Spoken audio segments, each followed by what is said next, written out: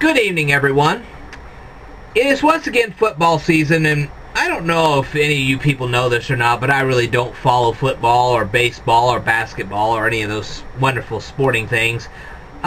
Especially football, because I'm just not into that much violence. I know these people actually get into this, or they willingly get into this, but I'm just, when it comes to these kind of aggressive sports, I'm just really not into it.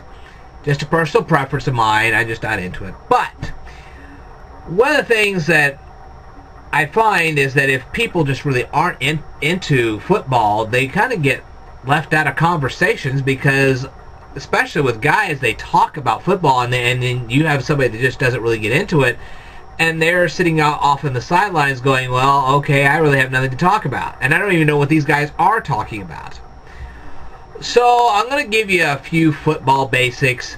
Nothing really big time. I'm going to make some videos about this, and hopefully you can kind of understand what they're talking about, and then maybe you can participate a little bit.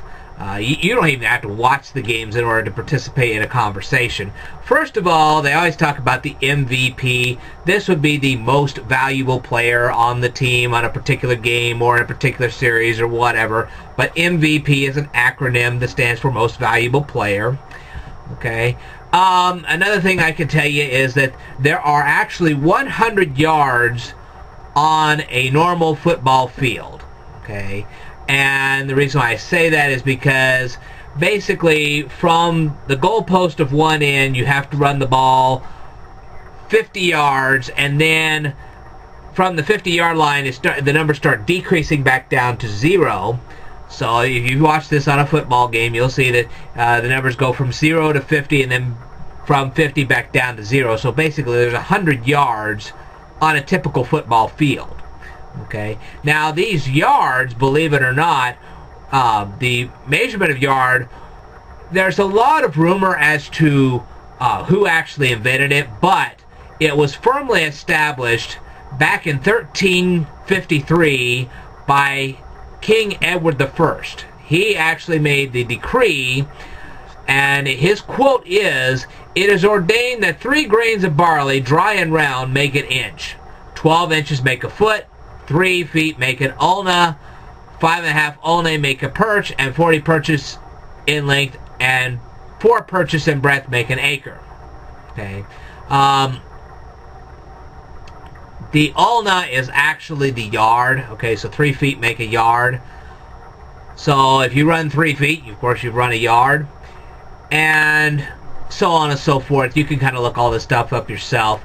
But anyway, the football that we have here in the United States is not the same football that you would find in Great Britain or in England, mainly because Great Britain and England's rugby is really our football. Their football would be our soccer. Okay, so anytime you're playing soccer here, you're really playing the kind of football they play in Great Britain or England. And it's kind of weird, but that's true. Anyway, basically, it's about kicking the ball, and whoever gets it runs these. They actually run. Basically, now granted, there are variations in all this, but basically they run the 50 yards of their own home turf, and then the players then run the other 50 yards of the opponent's turf to get it to a touchdown. Because that's the whole objective of football, is to run basically about 100 yards from your home turf to their home turf and ultimately score a touchdown. Now, I know there's a lot more to this, and I will explain a lot more of this in a future video or a future set of videos, but you're kind of getting the general gist of what football's all about.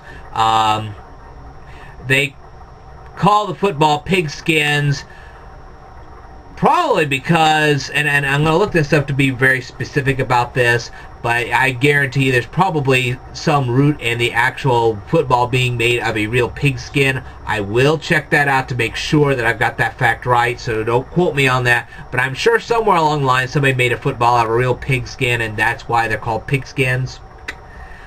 But I'll check out the actual reference to that and make sure I get the data accurate. But anyway, you're kind of getting the idea of what a football situation is all about.